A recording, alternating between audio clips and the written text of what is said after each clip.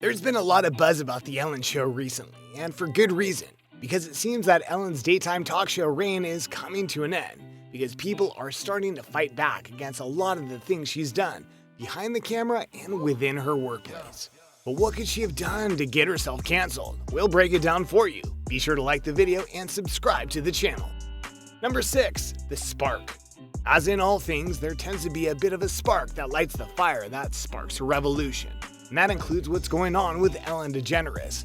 Because if you were to say at the beginning of 2020 that Ellen Show was about to get canceled, you'd be called out for either being an Ellen hater or someone who just doesn't understand how popular Ellen was on daytime TV, which she is. Then came the spark. A couple of celebrities who were fans of Ellen went onto her show and started to reveal that she wasn't as happy and fun behind the camera as she was on the camera. This at first didn't seem like an odd thing to note because there's little doubt that talk show hosts, regardless if they're a daytime or nighttime host, have to alter their personality a bit for the TV audience to come off a certain way. But as time went on and more people started to weigh in on things, including a former security guard noting that Ellen wouldn't even say hi to him when he was protecting her and her family during her hosting at the Oscars. It started to get a little tense for her, and it didn't stop there. Number 5. The coronavirus. Arguably just as important as the spark is the flame that started to show the true character of Ellen. And when the coronavirus hit the United States and started shutting everything down, including Ellen's show, a lot of people wondered how Ellen would respond to it. The answer was not the best way. Because for her viewers, she did everything right by making sure that her show was still going to be on the air and thus they could enjoy it. But when it came to her staff and workers, she didn't treat them right at all. Because when things started shutting down, Ellen and her team, meaning the higher-ups, were very vague in how the workers would be affected, including not giving them the pay they were owed for some time. Though it eventually got worked out, it didn't look good for Ellen, especially when she hired non-union workers to help do her show at her house. And yeah, we're still not done. Number 4. The toxic workplace. After the instance with the coronavirus, a lot of people started taking shots at Ellen, and it came from all sides, including from within her own workplace. Someone who remained anonymous for obvious reasons filed a complaint against Ellen, noting that her workplace was very toxic, that Ellen didn't treat the staff fairly or even just in a functional way, such as not exactly telling them what was going to happen during the show, which is absolutely something they need to know. She also apparently incited competitions between coworkers to see who would perform better and rewarding the winners while ignoring the others. In that complaint, they noted that Ellen apparently felt that her workers were peasants, which ironically, better thought than what her executive producers felt. Number 3. The racist workplace.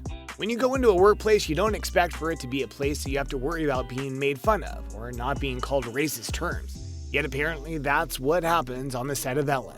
A lot. A massive BuzzFeed article cited multiple former employees of Ellen and documented how they were abused by the staff verbally, including many African American women being called racist terms by producers, writers, and when they tried to call them out on it via HR, they themselves were punished for being disruptive. Though the producers apologized, they really didn't. The message was clear. The Ellen Show was not the best place to work at for various reasons. Number 2. The internal investigation.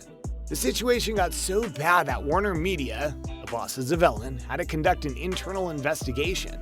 And though the full results hadn't been revealed yet, we do have their confirmation that interviews and steps have been done. Warner Media interviewed dozens of current and former employees about the environment at the Ellen DeGeneres Show. It was important to both Warner Brothers and Ellen that as many people as possible attached to the program could be heard.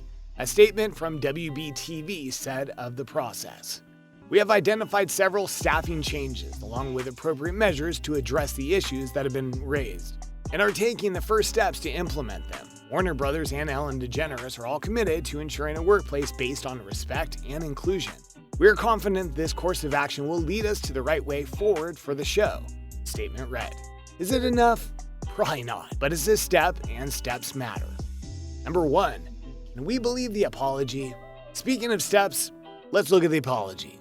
At part of it, that Ellen made to her staff. On day 1 of our show, I told everyone in our first meeting that the Ellen DeGeneres Show would be a place of happiness.